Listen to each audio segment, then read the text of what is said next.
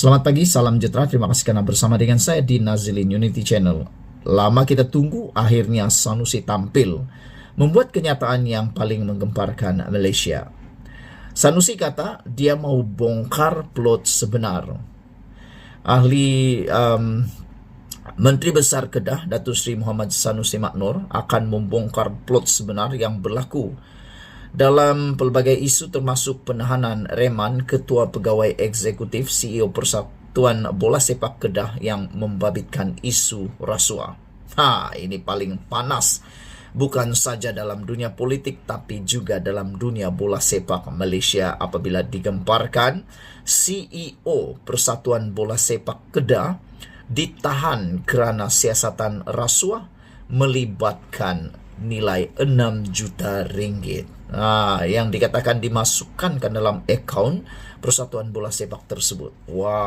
Menteri Besar Kedah itu mendakwa keadaan berlaku ketika ini adalah kezaliman pihak tertentu yang menggunakan agensi kerajaan untuk tujuan politik dan kepuasan peribadi.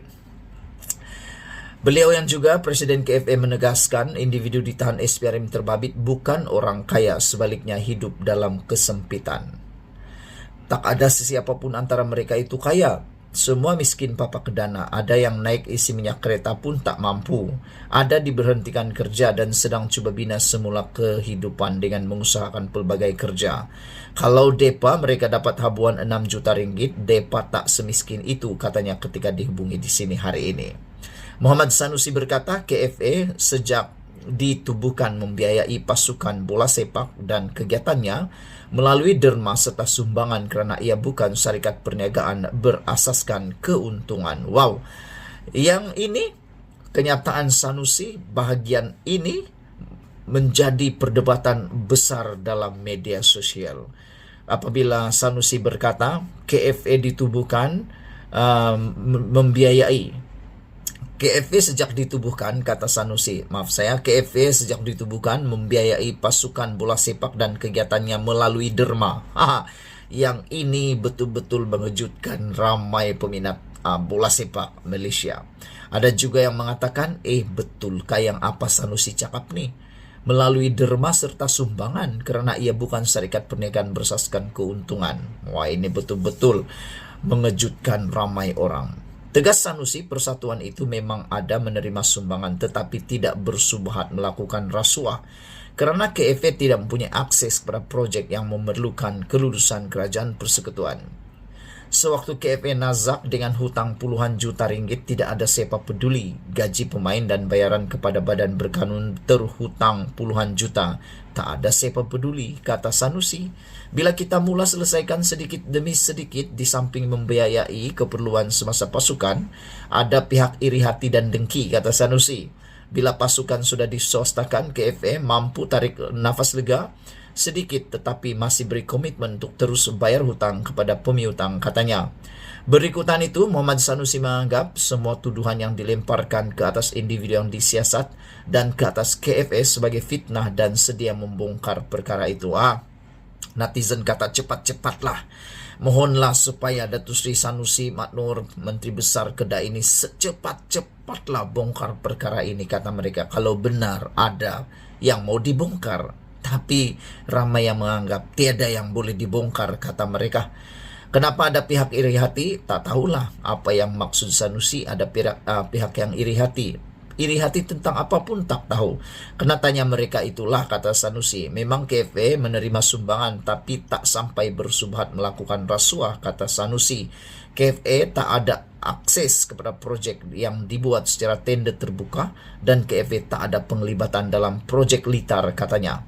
Ini semua fitnah, saya akan bongkar plot ini bila tiba masanya. Tender loji air dibuat secara terbuka dan diuruskan Jabatan Kerja Raya dan perlu mendapat kelulusan Kerajaan Persekutuan, kata Sanusi. Dasar itu dibuat pada waktu Pakatan Harapan PH menjadi kerajaan 22 bulan, tak ada campur tangan dan tak ada jalan untuk campur tangan dalam urusan tender terbuka, katanya.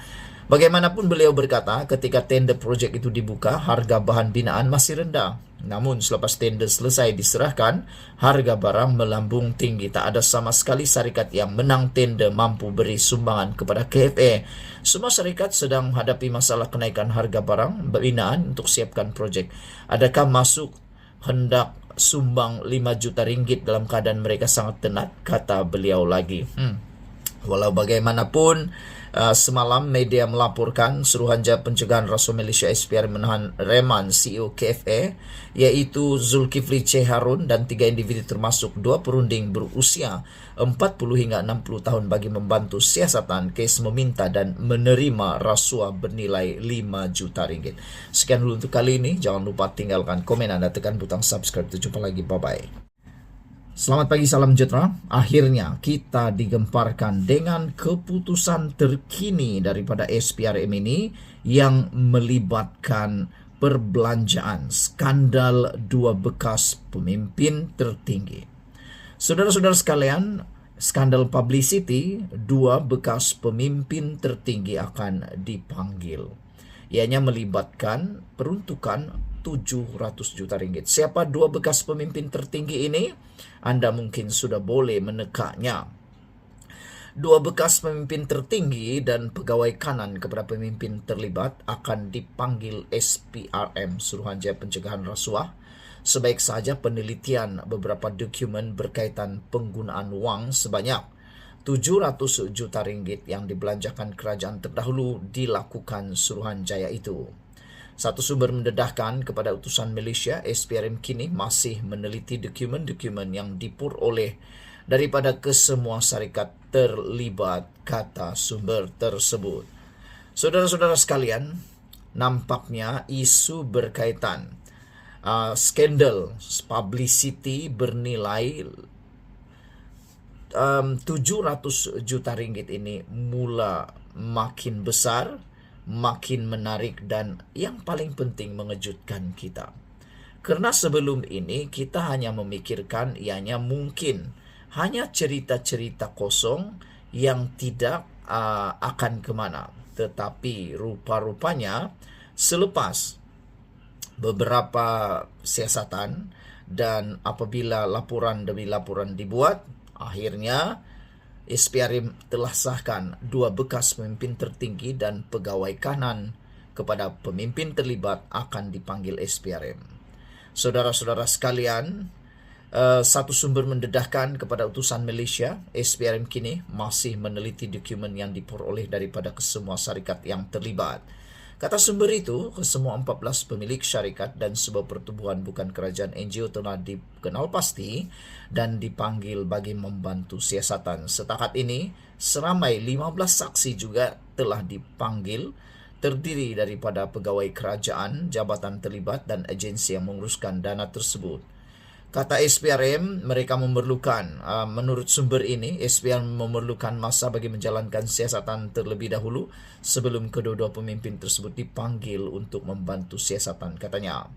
Utusan Malaysia semalam melaporkan 5 buah lagi syarikat dikenal pasti menerima dana daripada pentadbiran kerajaan sebelum ini, menjadikan jumlah keseluruhan ialah 14 syarikat terlibat dan sebuah pertubuhan NGO dikesan menerima 5 juta ringgit hingga 50 juta ringgit. Beberapa dokumen berkaitan yang mungkin membabitkan syarikat lain juga sedang dikesan SPRM. Kesemua syarikat dan NGO tersebut dipercayai antara penerima peruntukan 700 juta ringgit yang dibelanjakan 2 pentadbiran kerajaan dalam tempoh tersebut. Saudara-saudara sekalian, 9 syarikat dan NGO berkonsepkan Islam itu dipercayai telah dilantik oleh sebuah agensi di bawah JPM bagi melaksanakan 2 program di bawah 2 pentadbiran sebelum ini.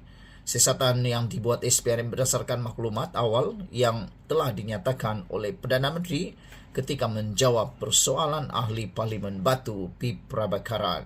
Saudara-saudara sekalian, kita berharap siasatan ini dapat dipercepatkan supaya yang betul dapat dibetulkan, yang salah juga dapat disalahkan. Maksudnya begini, orang yang dianiaya, kalau benar ada yang teraniaya, dapat membersihkan namanya. Tapi kalau ada yang bersalah akan dibawa ke muka pengadilan. Sekian dulu untuk kali ini. Jangan lupa tinggalkan komen Anda, tekan butang subscribe. Kita jumpa lagi. Bye-bye.